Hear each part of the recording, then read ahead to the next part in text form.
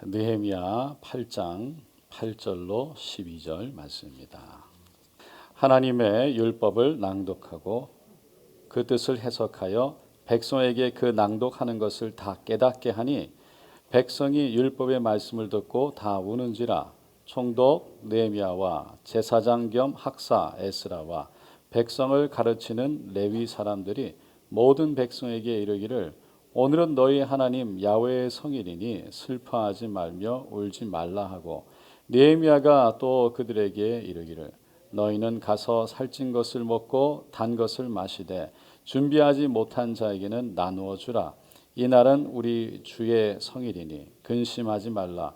야훼로 인하여 기뻐하는 것이 너희의 힘이니라 하고, 레위 사람들도 모든 백성을 정숙하게 하여 이르기를 오늘은 성일이니 마땅히 조용하고 근심하지 말라 하니, 곧 모든 백성이 가서 먹고 마시며 나누어 주고 크게 즐거워하니 이는 그들이 그 읽어 들려준 말을 밝히 알미라. 아멘.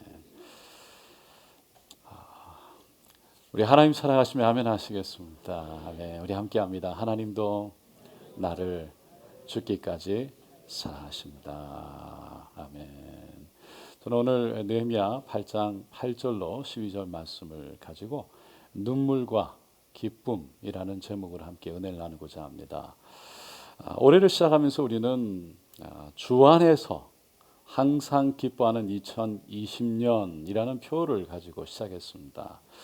그때 우리 모두가 주님이 주시는 그 기쁨, 그 기쁨을 회복하고 그 기쁨으로 우리가 좀 힘있게 그리고 또 모든 것을 감당하며 잘 살 수 있기를 바라는 마음이었습니다. 그런데 조금 있다가 중국에서 코로나 바이러스가 터졌어요. 그리고 호주로 넘어왔습니다. 3월 달이 되니까 우리가 예배를 교회에서 드리질 못했어요. 전부 다 영상으로 예배를 드려야만 했습니다. 한국에서는 그러다 보니까 사람들이 서로 만나지도 못하고 또 혼자 있는 시간이 길어지니까 정서적으로 어려워하는 사람들이 생겨나게 됐대요. 굉장히 스트레스도 받고 외로움을 타게 되고 또 우울증도 일어나고 그러면서 아주 짜증도 부리게 되는 그런 사람들이 자꾸 많아졌답니다. 이거는 호주도 크게 다르지 않은 것 같습니다. 여러분 벌써 우리가요 10월 중투기에 이르렀습니다. 그래서 다시 한번 기쁨에 대해서 생각해 보기를 원합니다. 그리고 이 힘든 시기를 우리가 살아가지만 그 기쁨의 근원 되시는 하나님을 다시 한번 생각하고 그 주님 안에서 우리가 모든 것을 넉넉히 이기고 감당할 수 있는 그런 우리 모두가 되기를 간절히 축원드립니다. 오늘 말씀은 이스라엘 역사를 좀 이렇게 살펴봐야 되기 때문에 제가 평소에 쓰지 않는 단어들을 제가 말할 겁니다. 그래서 좀 주의 깊게 잘 들어주셔야 됩니다. 오늘 본문은 무너졌던 이스라엘 그 예루살렘 성벽을 다시 세우고는 숨은 워터게이트 앞에 수많은 사람들이 이스라엘 백성들이 몰려왔을 때 에스라 학사가 율법책을 펴놓고 읽기 시작했어요. 낭독하기 시작했어요. 그때 사람들은 울었다라고 말합니다.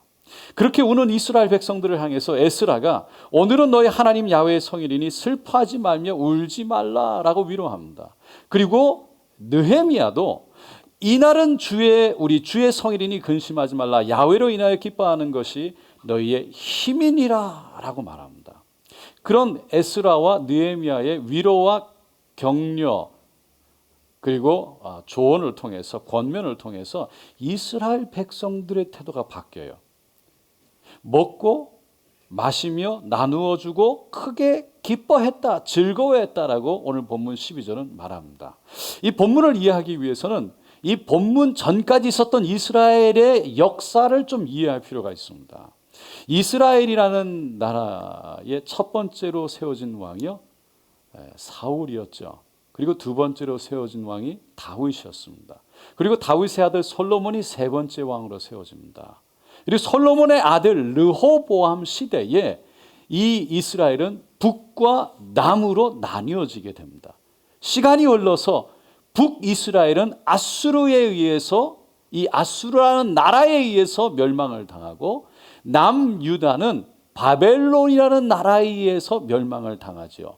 그때 바벨론의 왕이었던 느부갓네살 왕이 예루살렘으로 이스라엘로 예루살렘으로 와서 예루살렘의 성전을 무너뜨리고 성벽을 무너뜨리고 유대인의 많은 사람들을 포로로 잡아갔어요. 그 중에 우리가 잘 아는 다니엘과 세 친구도 함께 있었습니다. 그리고 70년이라는 세월이 흘렀어요. 그리고 그렇게 영원할 것만 같았던 바벨론이라는 그 대제국도 새롭게 일어나는 퍼시아라는 나라에 의해서 멸망을 당합니다. 그때 페르시아의 왕이 고레스였어요. 그리고 그 다음 해인 BC 538년에 고레스 칙령을 선포합니다. 발표합니다. 그것이 뭐냐면 지금 예루살렘에서 이스라엘에서 포로로 잡혀와서 살고 있던 너희 모두들은 바벨론에 살았던 너희들은 이제 고향으로 돌아가도 된다. 예루살렘으로 돌아가도 된다라는 명이었어요. 그래서 그때부터 이스라엘 백성들은 3번에 걸쳐서 예루살렘으로 자기 고향으로 돌아갑니다. 첫 번째가 수룹바벨이라는 사람의 인도를 받아서 돌아가는 제1차 귀환이었어요. 그런데 그렇게 꿈에도 그리던 고향, 그렇게 하나님을 사모했던 예루살렘, 그 예루살렘으로 돌아왔는데 거기서 그냥 이럭저럭 살아가다 보니까 22년이라는 세월이 흘러버렸어요. 그러면서는 바벨론에 있을 때는 그렇게 포로로 살고 있으면서 하나님을 갈망하고 그 무너진 성전을 사모했지만 그 뜨거운 갈망, 열정, 신앙이 점점점 식기 시작하는 거예요. 그래서 선지자 학개와 스가랴가 그 나태해진 이스라엘 백성들에게 엄하게 책망을 합니다. 그것이 학개 1장 9절에 나와 있습니다. 한번 다 같이 읽어보겠습니다. 나 만군의 야훼가 말하노라. 이것이 무슨 까닭이냐? 내 집은 황폐하였으되 너희는 각각 자기의 집을 짓기 위하여 빨랐음이라. 그러니까 너희가 바벨론의 포로로 있을 때에는 하나님의 성전을 짓기를 그렇게 원하더니 하나님의 성전은 지금 다 폐허가 되어 있는데 내 집은 폐허가 되어 있는데 지금 너희들이 돌아와서는 너희의 안전, 너희의 평안을 위해서 너희 집 짓는 것에 빠르구나. 너희 집만 간절히 짓기를 바라고 있구나. 그런 말이에요. 결국 이스라엘 백성들은 그 선지자 2사람의 이야기를 듣고 찔림을 받았어요. 그리고 회개했어요. 그래서 그 옛날 바벨론의 느부갓네살 왕이 들어와서 멸망시켰던, 무너뜨렸던 그 솔로몬 궁전이 있던 자리에 조그마한 성전을 다시 재건합니다. 세우게 됩니다. 그것이 수룹바벨 성전이에요. 그런데 그 무너진 성전을 다시 세우긴 했는데 그 성전에서 어떻게 예배를 드려야 될지를 잃어버렸어요. 왜냐하면 너무 오랫동안 성전은 무너져 있었고 또 바벨론의 포로로 오랫동안 가 있는 동안 다 잃어버린 거예요. 그래서 하나님은 2번째 귀환을 허락하십니다. 2번째로 돌아오는 것은 에스라를 중심으로 이루어지게 되는데 에스라가 예루살렘으로 왔을 때에 하나님 말씀을 선포하고 가르칩니다. 말씀을 듣지 못했던 사람들, 말씀을 들어도 이해하지 못했던 사람들, 깨닫지 못했던 사람들에게 말씀을 선포하고 가르쳤어요. 율법을 세운 거예요. 그래서 그것을 통해 성전이 세워졌고 성전 안에 율법이 세워졌어요. 하지만 성전과 율법은 세워졌지만 아직까지 그 예루살렘 성벽은 무너진 채로 있었어요. 그래서 하나님이 3번째 제3차 귀환을 허락하십니다. 3차 귀환은 느헤미야를 통해서 이루어지는데 이 하루는 페르시아 왕 아닥사스다 왕의 수를 맡았던 이 느헤미야가 형제 하나니의 이야기를 듣게 돼요. 예루살렘의 소식을 듣게 돼요. 지금 예루살렘에 남아있는 이스라엘 백성, 유대인들이 어떻게 얼마나 고생하고 어려운 과정 가운데 있는지, 얼마나 힘들어하고 있는지, 그 예루살렘을 둘러싸고 있던 성벽은 무너져서 너무나 초라한 모습이고, 그리고 아직까지도 외부에게 노출되어서 누구든지 들어오면 침략받으면 무너질 수밖에 없는 위험한 상태이고, 그 성문들도 다 불에 타서 아주 보기 흉한 아잘것없는 모습이 되어진 그러한 소식을 전한 거예요. 그 이야기를 들은 느헤미야가 마음이 아팠어요. 그래서 가슴을 치면서 눈물을 흘리고 하나님 앞에 간절히 금식하며 기도했습니다. 하나님이 그 느헤미야의 눈물을 보셨어요. 그리고 아닥사스다 왕의 마음을 움직입니다. 아닥사스다 왕은 느헤미야에게 이제 이스라엘 유대인들 포로되어 살고 있던 그들을 느헤미야와 함께 돌아가도 좋다라고 말했고, 그리고 느헤미야만 돌려보낸 것이 아니라 그 예루살렘 성벽을 지을 수 있는 모든 나무, 이 제목들도 다 허락합니다. 그래서 예루살렘으로 돌아간 백성들이요, BC 444년에 예루살렘 성벽을 완성하게 되는 거예요. 그리고는 느헤미야가 그때 이스라엘의 새해, 지금 우리의 7월 1일 날 에스라를 초청합니다. 그리고 말씀을 선포하게 하는데, 여기서부터가 바로 오늘 본문 말씀의 시작입니다. 남녀노소 예루살렘 이스라엘의 모든 백성들이 이 워터 게이트, 수문 앞에 와서는 새벽부터 정오까지, 오후 12시까지 다 말씀을 듣는 거예요. 6시간, 7시간을 말씀을 듣는 거예요. 에스라가 율법책을 낭독했대요. 그 율법책이라는 것은 우리가 가지고 다니는 성경 첫 5권, 모세오경, 창세기, 출애굽기, 레위기, 민수기, 신명기를 말합니다. 에스라가 그 율법책을 크게 읽으면서 그 율법책을 이해하지 못하는 사람들에게 설명까지 했어요. 그것을 오늘 본문은 백성들에게 낭독하는 것을 다 깨닫게 하니라고 말합니다. 그러니까 하나님의 말씀이 들려오는데 말씀이 깨달아지는 거예요. 그렇게 말씀이 깨달아지는 백성들에게 한 명 둘 반응이 일어나기 시작합니다. 그 반응이 무엇이냐면 오늘 본문 9절에 나오는 백성이 율법의 말씀을 듣고 다 우는지라. 눈물을 흘렸어요. 하나님의 말씀을 듣기 때 눈물을 흘리기 시작하는 거예요. 그들이 울었던 이유는 하나님 말씀을 듣고 보니까 자신들의 죄가 드러나고 깨달아지는 거예요. 알아졌어요. 지난 70년 동안 하나님 말씀, 바벨론의 포로 생활하는 동안에 그 말씀을 듣지 못해서 하나님 말씀을 몰랐는데, 지금 말씀을 듣고 보니까 애굽에서 종살이하던 우리 조상들이 그 애굽에서 나와가지고 약속의 땅, 가나안 땅, 지금 그들이 살고 있는 그 예루살렘 땅에 인도를 해주신 분이 바로 하나님이라는 것을 깨닫게 됐어요. 그리고 70년 동안 바벨론에서 종살이, 아니 포로 생활할 수밖에 없었던 그 이유가 우리 조상들의 하나님을 향한 죄, 배반과 불순종 때문이었다는 것도 알게 됐습니다. 그러면서 자신들을 보니까 자신들도 모르게 이미 그 조상들의 발걸음을 쫓아가고 있는 거예요. 그래서 지금은 성벽이 재건되어져서 기쁘지만, 그 기쁨이 우리 안에 있지만 그 죄 가운데 우리가 지금 살아간다면, 다시 말해서 하나님을 모르고 하나님 말씀을 모르고 이렇게 살아간다면 또다시 우리가 세워놓은 그 성벽은 무너질 수밖에 없을 것이다 라는 것을 깨달았어요.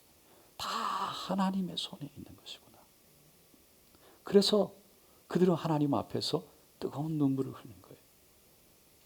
다시 말해서 성전도 세우고 성벽도 세웠지만 하나님을 몰랐고 말씀을 몰랐던 그들의 마음 가운데 우리가 지금 이대로 하나님 말씀 없이 그냥 내 뜻대로 내가 원하는 대로 살아간다면 우리 조상들에게 일어난 그 일들이 우리와 우리 자녀들에게 일어날 수도 있겠구나라는 것이 깨달아진 거예요. 왜냐하면 하나님은 이스라엘 백성들을 선택하셨고 하나님은 선택하신 백성은 절대로 포기하지 아니하시며 그리고 끝까지 함께 하셔서 그들을 하나님께로 인도하시는 분이시기 때문입니다. 여러분, 오늘 설교 제목을 눈물과 기쁨이라고 했어요. 조금 이상하지 않습니까? 기쁨의 반대말은 슬픔이에요. 그래서 어떻게 보면 슬픔과 기쁨이라고 해야 맞을 것 같아요. 그런데 눈물과 기쁨이라고 그랬어요. 여러분, 눈물이 흐른다고 다 슬픈 것은 아닙니다. 눈물이 흐르는 데는 두 가지 눈물이 있습니다. 하나는 하나님이 주시는 눈물입니다. 하나님으로부터 오는 눈물은 우리의 죄를 깨닫게 하고 회개가 터져 나와. 그래서 흐르는 눈물이에요. 그리고 하나님의 그럼에도 불구하고 나를 사랑하시는 그 은혜가 느껴져서 그 은혜가 깨달아져서 그래서 우리의 가슴이 벅차서 흐르는 눈물이에요. 근데 또 다른 눈물이 있어요. 그것은 세상의 근심, 세상의 걱정, 그 걱정이 주는 슬픔 때문에 흐르는 눈물이에요. 세상이 주는 근심, 걱정 때문에 눈물을 흘리기보다 하나님이 주시는 눈물을 흘릴 수 있기를 간절히 축원드립니다. 그럴 때 그 하나님은 우리의 눈물을 변화시켜서 기쁨으로 변화시킬 줄로 믿습니다. 언젠가 어느 목사님이 간증하는 이야기를 들었어요. 그 간증 중에 목사님이 이런 얘기를 했어요. 하나님 앞에서 많이 울면 울 일이 별로 없어진다 라는 거였어요. 참 은혜가 되고 맞는 말이었어요. 고린도후서 7장 10절에 보면 이런 말씀이 있습니다. 함께 읽겠습니다. 하나님의 뜻대로 하는 근심은 후회할 것이 없는 구원에 이르게 하는 회개를 이루는 것이요 세상 근심은 사망을 이루는 것이라. 하나님의 뜻대로 하는 근심과 눈물은 우리를 회개하도록 해서 하나님께로, 그래서 구원으로 인도하지만 세상에 주는 근심과 눈물은 우리에게 사망이라는 고통을 준다는 거예요. 그래서 예수님도 마태복음 5장 4절에 보니까 애통하는 자는 복이 있나니 저희가 위로를 받을 것이며 하나님이 주시는 눈물 가운데 애통하는 자, 하나님의 주시는 눈물을 흘리는 자, 그 사람이 복이 있고 위로를 받는다는 거예요. 여러분, 느헤미야 시대에 살고 있던 사람만 하나님이 주시는 눈물을 흘려야 되는 것이 아니라 우리 지금 이 시대에 사는 우리들도 하나님이 주시는 눈물을 흘려야 합니다. 그런데 우는 사람이 그렇게 많지 않아요. 말씀이 부딪혀 와서 그 말씀으로 인해 내 죄가 깨달아져서 우는 사람이 그렇게 많지 않다는 거예요. 하지만 아파서 울고 힘들어서 울고 외로워서 우는 사람들은 많아요. 다시 말해서 세상 일 때문에 자기 일 때문에 우는 사람들은 많은데 하나님이 주시는 눈물을 흘리는 사람은 많지 않다는 거예요. 왜 그럴까요? 하나님의 말씀이 없었어요.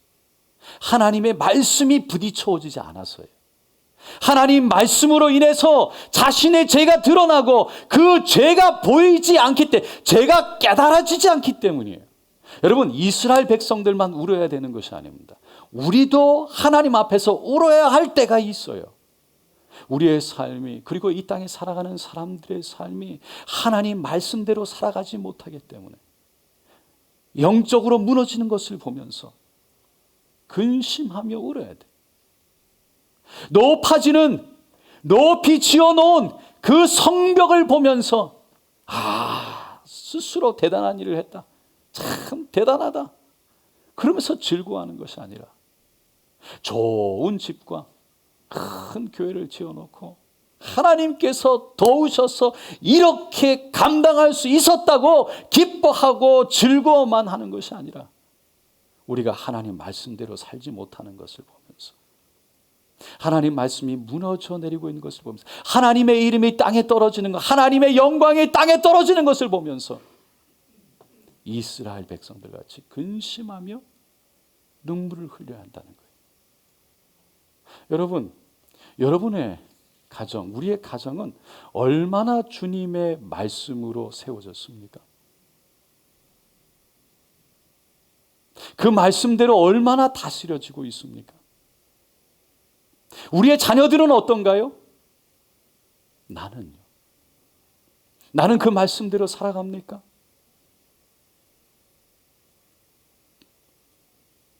이게 부딪혀와야 된다는 거예요. 여러분, 예수님이요, 골고다 언덕으로 십자가를 메고 올라갔어요. 그걸 보면서 예루살렘의 많은 여인들이 그 예수님을 보면서 울면서 울면서 따라갔어요. 예수님.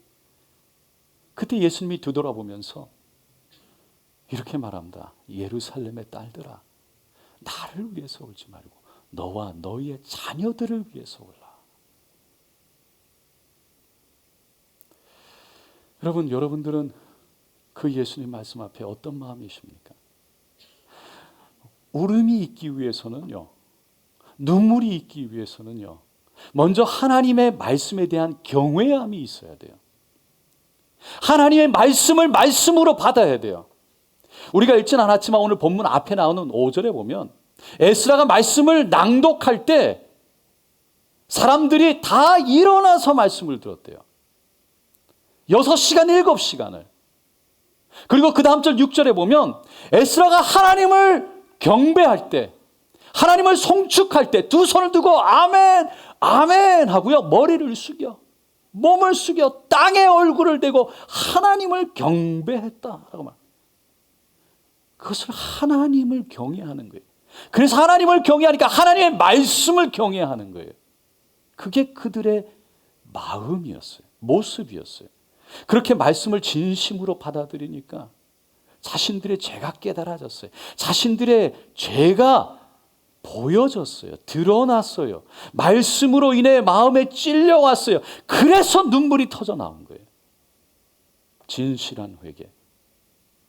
그로 말미암아 하나님이 보여주시는 은혜가 그들에게 있었던 거예요.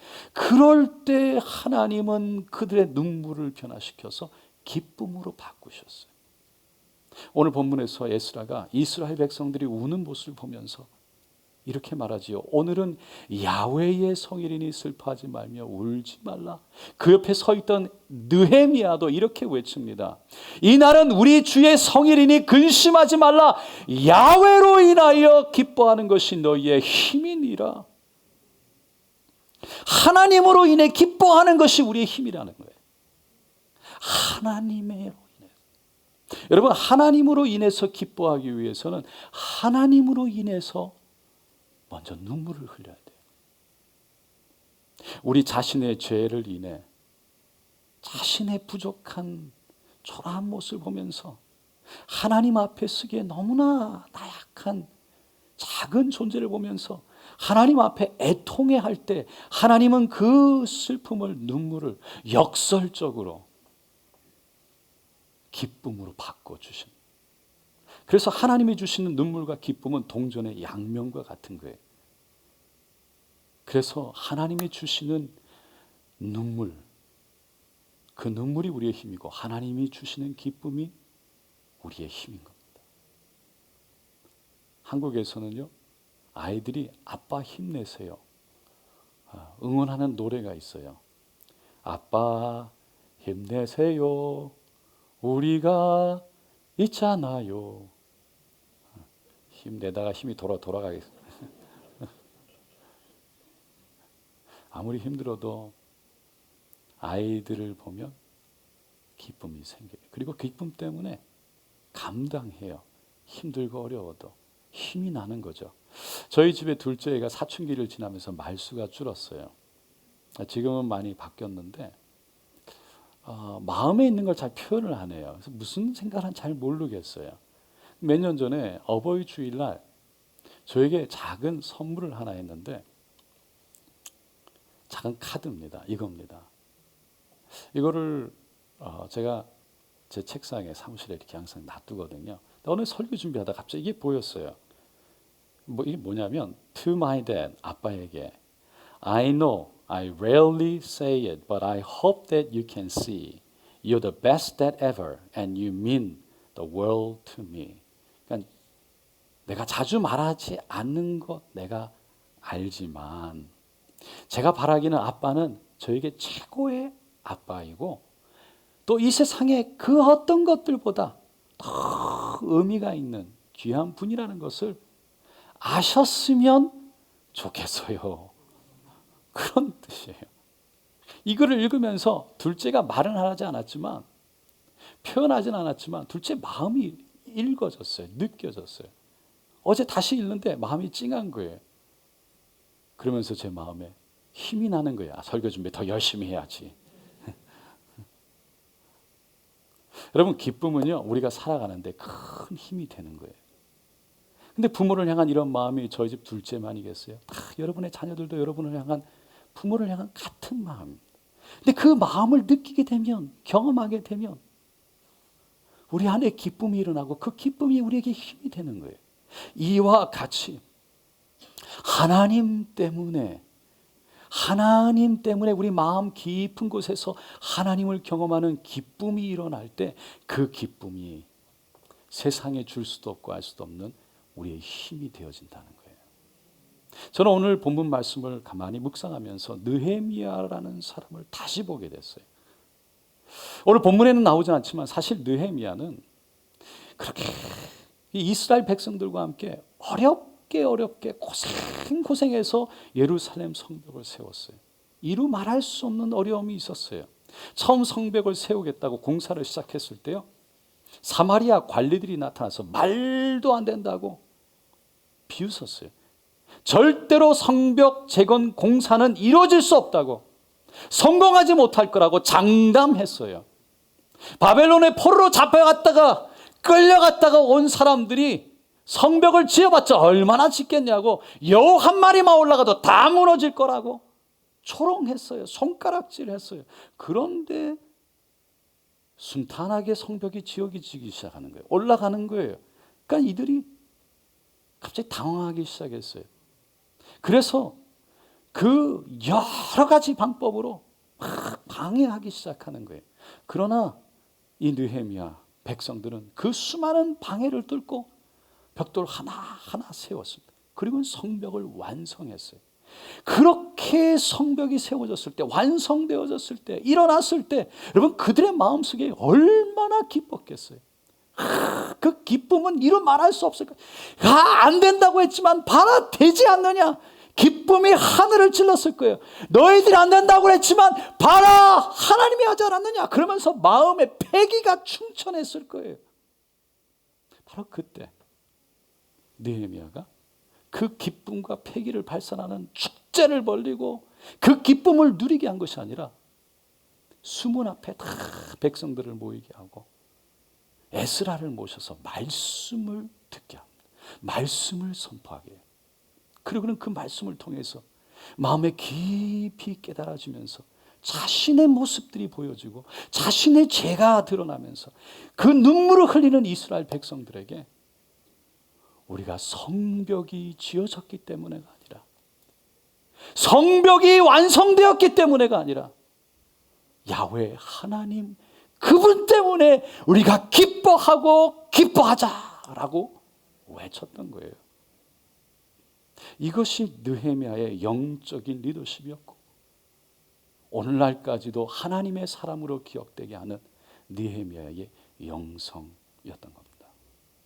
사랑하는 성도 여러분, 하나님이 주시는 눈물, 돌이킴, 회개, 이 세상과 우리의 가정과 우리의 교회가 하나님의 뜻 앞에서 멀어지는 모습들을 발견하면서 아파하고 간절한 마음으로 흘리는 그 눈물을 하나님은 보시고 그 눈물을 기쁨으로 바꾸셔서 우리에게 새로운 힘을 얻게 하실 줄로 믿습니다.